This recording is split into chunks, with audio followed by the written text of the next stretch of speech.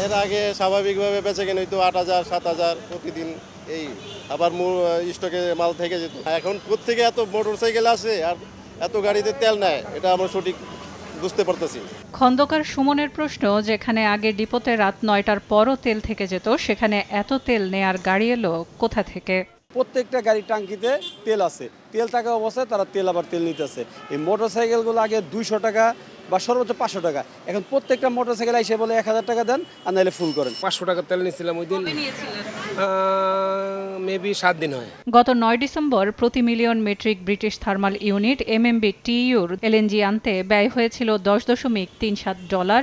সেখানে বর্তমানে দাম $19.77 মার্কিন ডলার। এ দামে দুটো কার্গো আসছে এপ্রিলে। বাংলাদেশি মুদ্রায় দুই কার্গোর দাম পড়বে 1,666 কোটি ৭৯ লাখ টাকা।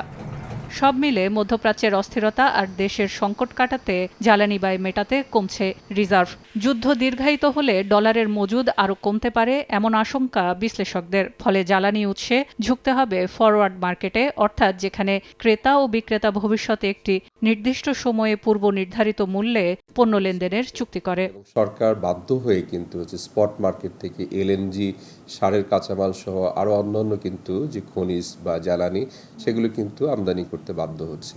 এখানে কিন্তু খরচটা যথার্থভাবে বেড়ে গেছে। রেমিটেন্সের ফ্লোটা যখন কমে যাবে, আমদানি ব্যয় যখন বৃদ্ধি পাবে, রপ্তানি আয় যেটা আছে সেটা যদি কম হয়, সেক্ষেত্রে তো অবশ্যই রিজার্ভ, আমরা এই মুহূর্তে যেটা দেখতে পেয়েছি যে কমার হার, এটা হয়তো দীর্ঘায়িত হতে পারে।